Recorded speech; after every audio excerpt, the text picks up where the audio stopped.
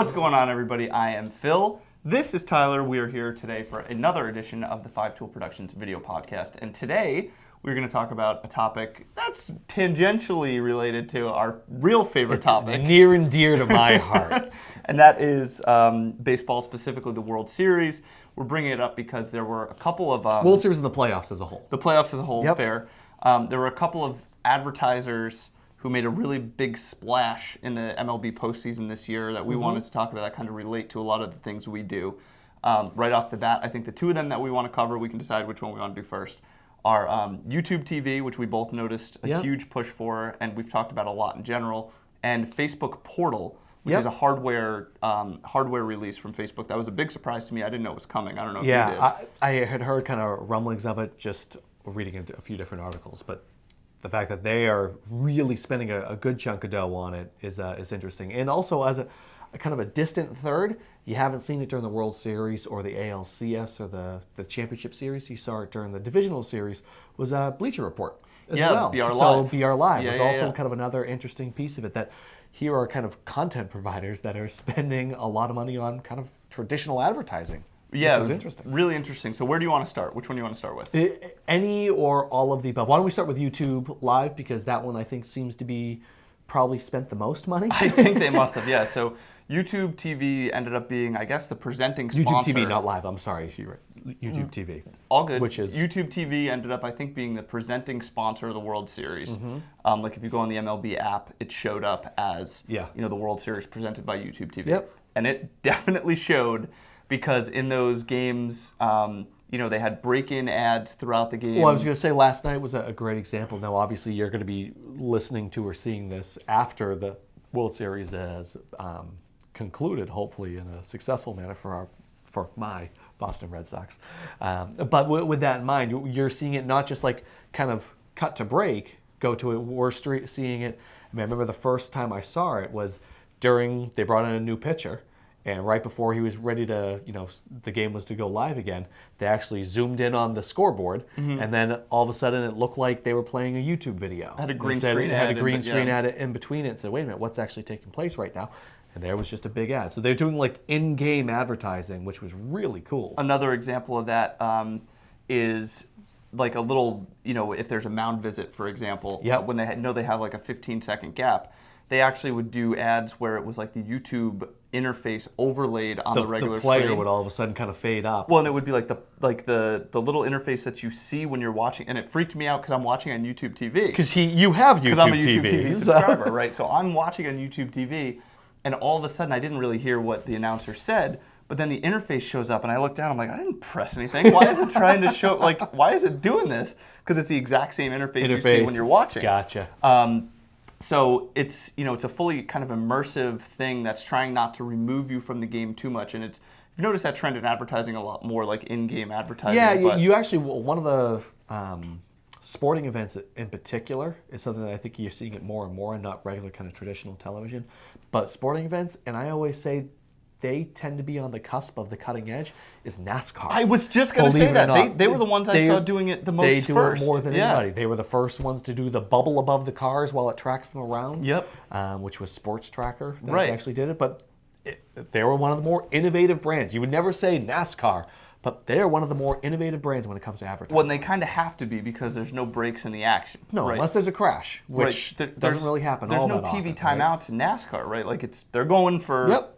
Hundreds and hundreds of laps. Are you going to have someone walk out there and wave the flag and say TV timeout, right, the way you do in the NFL? That's not going to happen. But that's a really interesting point, because, one of the things that drives people crazy about the way that you watch sports, specifically things like football or baseball, is just the amount of time that you're away from the game, right? Absolutely. So it's not it's like pace of play is an issue for certain sports, but also just like the amount of times that you're like going away from the field to go. People don't care about ads, right? I don't care if there are ads. I get that they're there because it has to pay for me to be able to watch it. I understand that. Yeah. But I also, like you said, don't want to be in the middle of the game when it's the 15th inning, and then they say, we're going to take a quick commercial break. Right. Now a word from so-and-so, right? People want, whatever. Point is, YouTube TV, big winner in terms of exposure. Yep. And I think coming on the heels of our trip to NAB New York, what's interesting is that as this kind of cable competitor, I didn't hear a lot about YouTube TV at No, I NABDR. actually think on the flip side, it was almost laughed at, Right. scoffed at a little bit, that it almost wasn't even a player, and that we don't have to worry about that, that we're just kind of going over the top, and we're still going to be kind of a cable provider, but you basically need us, the cable providers were saying this, you still need us in order to kind of get these games. Well, Do you know that this is I was happening gonna say, at your you're doorstep? seeing this, one of the biggest sponsors of one of the biggest sporting events in all the world. Right. You know? Yeah, we actually So it's- texted about it when we first saw it. Like, really, you know, this is a Yeah, big it's- deal. it's a We're, good we're thing not they crazy. mentioned- We're not exactly. crazy. And I think you know, the inclusion of live sports in YouTube TV is what makes it, and that's why they're advertising Yeah. during live sporting events. That's the inclusion of it. Like when people talk about, can you cut the cord? Can you go over the top fully? People Yeah. like me would never do it before because I didn't want to cancel my cable subscription and not be able to watch the World Series. Exactly. That So- has always been my fear. Can I still Exactly. get the local news? Can I still get the events that are happening for me? Can I still watch the Patriots? Can I still Right. watch?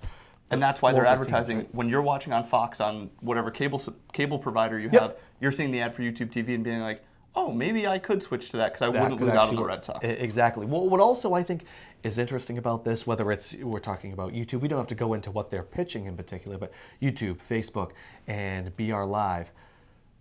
Those are three companies that are on the cutting edge of digital advertising. Obviously, Facebook can advertise on Facebook without paying a cent. Right. But these Biggest guys advantage of are all. choosing Yep.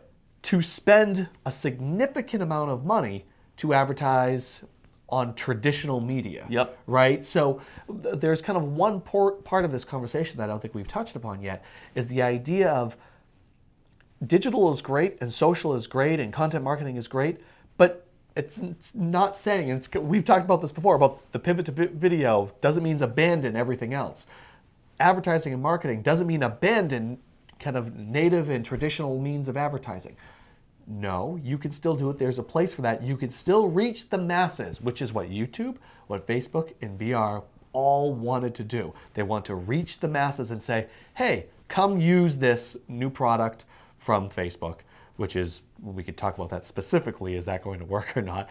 But jump on YouTube Live. You're reaching so many people, which is something they can't necessarily do on YouTube, right? Right, They it's at least a can't- different audience. It's a Yeah. slightly different audience. So you mentioned Facebook. So the big push that Facebook had during the World Series was a piece of hardware, and I have a lot of questions about it. So it's an interesting thing Yeah. to me that just 2018's been a really really up and down year for Facebook. Obviously, they had a lot there are of different rollouts, obviously some of the issues. the privacy concerns. privacy Like concerns, if you had to look at like what was the number one headline for Facebook in 2018, it's got to be the privacy. data privacy concerns, right?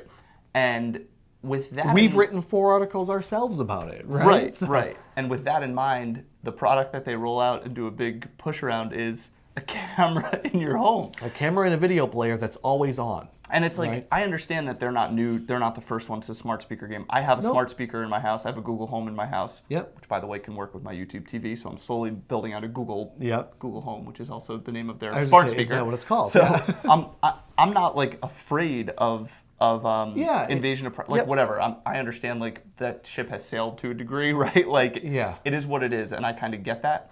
Facebook specifically, I'm not really sure that people are going to be super keen on the idea of, and also the idea of it being a video camera. I know that they're not, again, the first ones to do this, but like a live, always on video camera in your home, they can say it's encrypted and the data isn't stored, whatever, all Yep. they want. Do you think people are going to buy But into that? still, based upon their reputation up to this point, maybe honestly, it might have been had better luck 2 years ago. Oh, I think so. Than yeah, it will yeah. now, just based on that. And also, it's kind of their move into the hardware space as opposed to just software, just an internet platform. It almost seems like they're trying to take a page out of Google's notebook, where Google was always they're just a search engine. And then they have the phones, they have Right. the Google Homes, and obviously self-driving cars and all sorts of different things.